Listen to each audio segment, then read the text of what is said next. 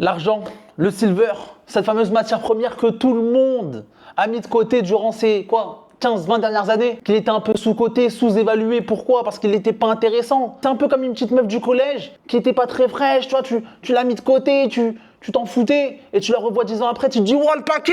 Et bah c'est exactement ça. On va parler de ça les gars, on va parler du silver aujourd'hui. Son ascension fulgurante durant toute l'année 2025. C'était mieux que le Bitcoin, c'était mieux que toutes les cryptos que vous voulez. L'argent, l'or du pauvre qui a rendu riche des gens, bien sûr. On va en parler tout de suite. Je vais absolument tout vous dire les gars.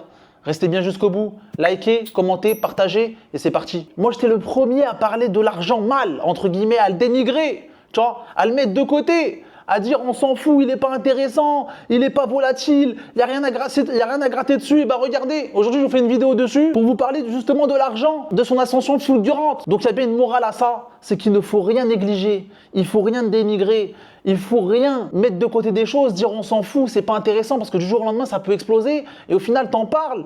Et t'en parles quand c'est trop tard. Parce que là je parle de l'argent, c'est limite trop tard, tu vois. Il est proche des 100 $, il a fait une ascension fulgurante, il fait que monter. La moralité de l'histoire, c'est qu'il ne faut rien négliger et que demain, ça peut être le jus d'orange qui peut exploser comme ça peut être le cacao, le cuivre, des matières premières que tu ne sais pas. Et c'est pour ça qu'il ne faut rien négliger. Encore une fois, c'est vraiment la moralité de l'histoire et de cette vidéo. Donc là, je vais vous mettre un graphique sur l'argent depuis 2013 qui est très intéressant. Il faut regarder ce qui s'est passé dans le passé pour mieux comprendre ce qui se passe aujourd'hui et ce qui pourrait se passer dans le futur, justement. Donc regardez, de 2013 jusqu'à août 2025, donc les gars, un peu plus de 10 ans, incroyable, un peu plus de 10 ans, il a stagné entre quoi? Entre les 15 $ et les 30, ok?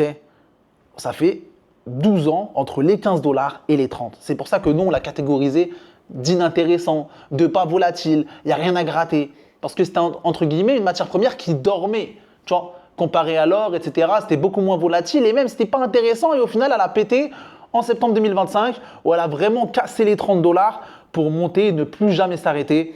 Même casser un ATH de 2011, les gars, où c'était les 50 $, un seuil psychologique très important. Et à l'heure où je vous parle, il est à 71, il a même frôlé, ouais, il est monté jusqu'à 84, ok? Et il n'est pas loin des 100. C'est ça, ça aussi qu'il faut retenir, c'est les 100 $. Est-ce qu'il va aller chercher les 100 $? Chercher les 100 $, ça veut même dire 95, tu vois, et ensuite redescendre. Ou alors il va faire comme le Solana et péter les 100 $ d'un coup. On n'en sait rien. C'est ça qui est beau dans ce domaine, c'est qu'on n'en sait rien, les gars. C'est incroyable. Est-ce que 71 $ pour l'argent, c'est beaucoup? Est-ce qu'à l'heure où je vous parle, c'est surévalué? Est-ce qu'à l'heure où je vous parle, ça va corriger, etc. Les gars, on n'en sait rien. On n'en sait rien et c'est intéressant. Dites-moi tout d'ailleurs ce que vous en pensez en commentaire, les frères. Déjà, pour comprendre qu'est-ce que c'est que l'argent, il faut déjà définir l'argent, cette matière première qu'on trouve sous terre. Mais comment elle arrivait sous terre déjà pour commencer? À votre avis, dites-moi ce que vous en pensez en commentaire. C'est grave intéressant. La réponse, c'est qu'on ne sait pas, les gars. C'est un peu comme l'or. L'or, il y a certaines personnes, des scientifiques qui vont dire ouais, ça vient à cause du Big Bang, etc. Ou il y en a qui vont dire ça marche aussi pour l'argent. En fait, on ne sait pas, mais il y a des scientifiques qui vont dire ça. Ou il y en a d'autres qui vont dire ouais, c'est des étoiles c'est une collision d'étoiles. Ensuite, ça fait des fragments et ça atterrit sur Terre. Bah, c'est une sorte d'énergie. Il y en a qui vont dire bah c'est des étoiles qui meurent. La réponse, c'est on ne sait pas comment c'est venu sur la Terre, tout simplement. Comment on trouve ça sous terre, etc. C'est incroyable. Tout ce qu'on sait, c'est que c'est quelque chose qui vient de l'espace. Voilà. L'argent, pour arriver sur la Terre et pour qu'on le trouve sous terre, d'abord, il vient de l'espace. Il n'est pas formé sous la terre, comme une plante, etc. ou avec une graine, non. Et ce qu'on sait aussi, c'est que l'or, il est beaucoup plus rare que l'argent, c'est pour ça qu'il a plus de valeur. L'argent et l'or, les deux servent de valeur refuge, même si l'or est encore plus important, ok? Et l'argent, on l'appelle l'or du pauvre. Pourquoi? Parce que l'argent, c'est beaucoup plus accessible. 1 gramme d'argent, ça coûte beaucoup moins cher. 100 grammes, ça coûte beaucoup moins cher que 100 grammes d'or. 1 kilo d'argent, ça coûte beaucoup moins cher que 1 kilo d'or. C'est logique, les gars. D'ailleurs, pour ceux qui veulent un petit comparatif très intéressant, en décembre de l'année 2024, donc il y a 1 an, 1 kilo d'argent, donc voilà un petit lingot, ok, ça valait 1150 € si je dis pas de bêtises. Et aujourd'hui, 1 an après, vu que l'argent il a explosé, bah 1 kilo, ça a explosé aussi, c'est logique. Et aujourd'hui, ça vaut combien à votre avis? Tac, tac, tac, tac, tac. 2300 € les gars. Donc là, vous pouvez noter, je vais vous donner le top 5 des pays producteurs d'argent, tout simplement, c'est-à-dire qu'ils ont des mines et qu'ils vont aller chercher à puiser de l'argent. Ok. Le premier, c'est le Mexique, qui représente environ 20% de la production mondiale. Deuxièmement, la Chine. Ensuite, vous avez le Pérou, le Chili et la Bolivie. Incroyable. 4 pays sur 5, c'est l'Amérique latine, les gars. Je ne sais pas si vous vous rendez compte. 4 pays sur 5. Donc vous savez que s'il se passe quelque chose dans un de ces pays-là, guerre, etc., vous savez que ça aura un impact direct sur l'argent. Ensuite, le top 5 des pays importateurs d'argent, c'est-à-dire qu'ils vont acheter de l'argent pour le ramener dans leur pays. Ok, en premier, on a les États-Unis.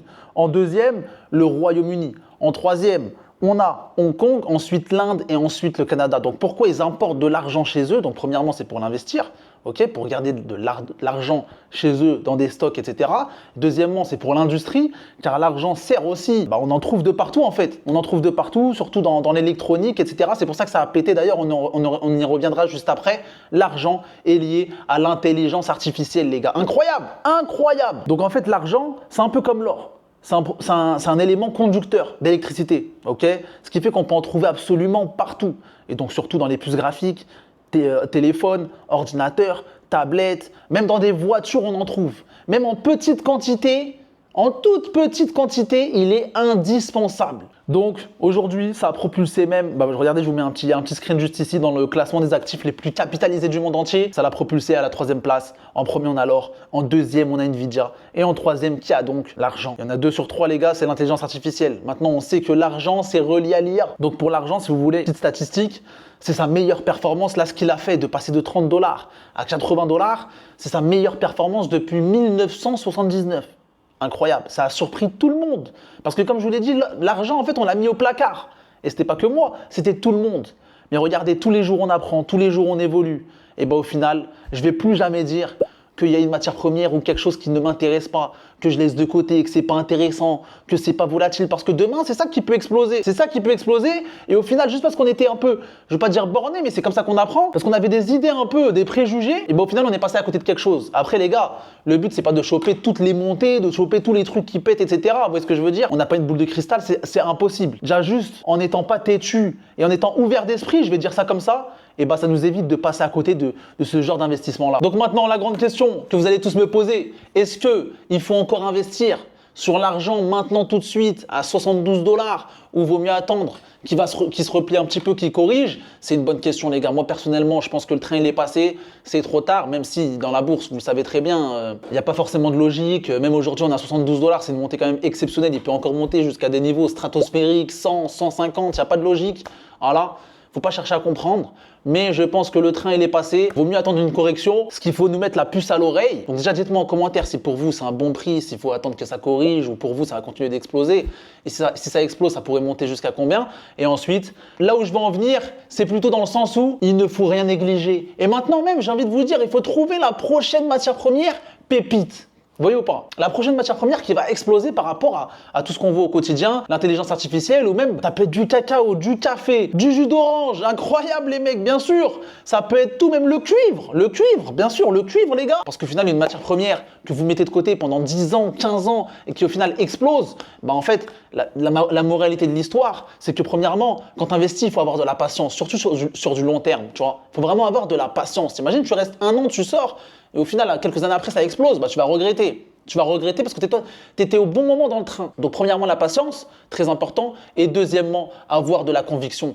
Quand on investit sur quelque chose, admettons que tu as investi sur l'argent en 2013 et il explose uniquement en 2025. Il faut vraiment être patient de fou et il faut avoir une grosse conviction.